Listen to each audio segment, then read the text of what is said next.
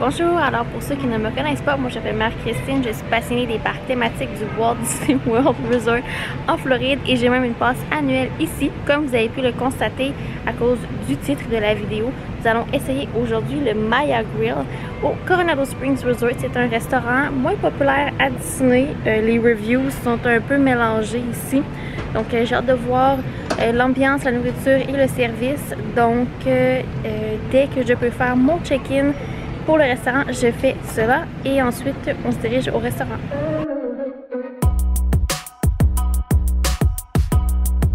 Alors c'est maintenant le check-in pour le restaurant, donc j'ajoute le tout à l'écran de ce que je fais sur mon téléphone. Alors je commence le check-in, on peut le faire 20 minutes avant l'heure de la réservation. Donc pour 3 personnes, on met la mobilité, les allergies et s'il y a des célébrations. Et c'est tout. Donc dès que notre table est prête, on reçoit une notification soit sur l'application ou par texto ou même par courriel. Donc j'ai bien hâte de voir là. Je suis allée faire un petit tour aujourd'hui durant mon resort tour et l'ambiance a l'air quand même bien.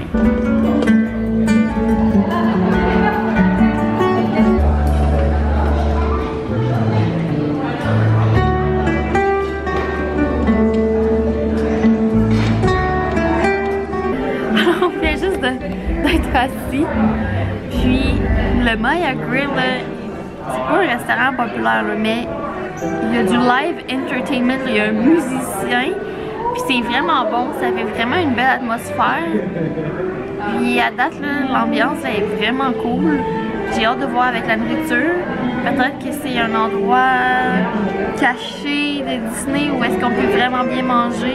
Donc à voir. Alors on vient de recevoir les nachos et ma mère a pris la soupe tortillas. Alors je vais commencer par goûter aux nachos. Donc sur le dessus on a du queso, une crème verte, jalapenos, on a un pico, donc des tomates en dés avec des épices et de l'oignon rouge et un peu de fromage sprinkle sur le dessus. Donc je prends une bouchée avec jalapenos parce que je n'ai pas peur.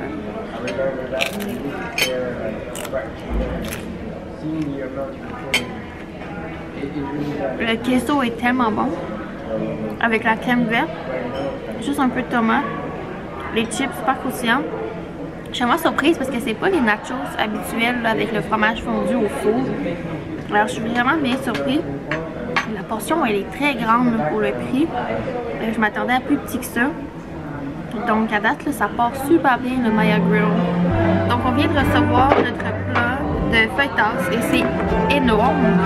La quantité ici c'est le 26 $. La seule chose c'est que là, avec le plat à 26 $, il y a seulement un paquet de tortillas et notre service a été fait. Nous en avons apporté 2 puisqu'on se sépare ce plat.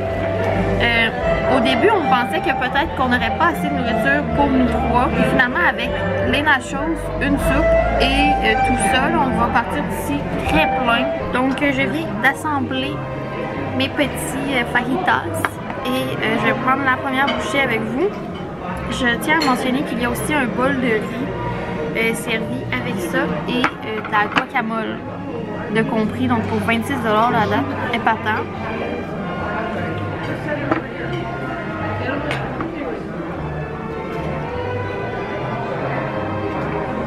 C'est vraiment bon. Donc je viens de prendre ma dernière bouchée. Puis moi je m'en suis fait 3. Mon père s'en est fait 4. Ma mère s'en est fait 1. Puis normalement ça vient avec 4 tortillas, mais vu qu'on se séparait tout cela, la serveuse nous a amené 4 tortillas de plus sans extra. Donc on a pu vraiment s'en faire beaucoup. Puis on n'a pas terminé, là. Il en reste encore. Puis on est comme on est là en termes de quantité. Donc c'est quand même bon à savoir que le feuilletas et un nacho, 3 adultes, qu'on est complet. Maya Grill, underrated. J'ai hâte de voir la facture finale. Je ne sais pas si on a un rabais passe au 2 ici. Je vais demander à la serveuse. Mais ça fait un repas qui est vraiment pas cher, qui est quand même savoureux, puis qui est pas trop gras. Là. Donc on avait des légumes, on avait du poulet, on n'a pas mangé de la panure, là, à part les chips et le queso qui est un petit peu plus en calories. Mais total, on a vraiment bien mangé. Donc pour ce qui est du repas, je pense que je vais donner un 8.5 sur 10. Parce que c'est quand même compliqué de venir ici si on reste pas au Coronado. Puis le poulet manquait un peu de saveur. Il était super tendre, super bon, mais j'aurais aimé ça qu'il y ait un petit peu plus d'épices sur le poulet. Les légumes à feuilletas, c'était bon, peut-être un petit peu trop cuit à mon goût. Et j'étais très agréablement surprise d'avoir de la guacamole de comprise dans ce plat. Donc ouais, un 8.5 sur 10 pour le Maya Grill et je vous reviens avec l'addition pour la finale de la vidéo. Alors je viens de recevoir l'addition. Donc le fajita skillet 26$, le nacho 15$, la soupe 10$. J'ai un rabais de 10% ici qui n'est pas affiché sur le site, mais ils font le rabais pour passe annuel, DVC et cast member. Donc 5 et 10 de moins. Avec les taxes, je m'approche là pour être sûr que vous m'entendez. Avec les taxes, on est à 48,89$. Sinon, autour de 53$ pour notre repas. On a super bien mangé. Si on avait été là, à Pecosville, à Magic Kingdom, ça aurait revenu plus cher. Juste pour vous donner une idée. Alors, quand même très surprise. C'est certain qu'on doit tiper en plus ici. Donc, avec le type, c'est plus que Pecosville, mais c'était vraiment meilleur ici, là, genre 10 fois meilleur que Pecosville. La note sera toujours de 8.5 sur 10 pour les raisons que j'ai nommées précédemment. Donc c'est tout pour la vidéo d'aujourd'hui. J'espère que vous avez aimé.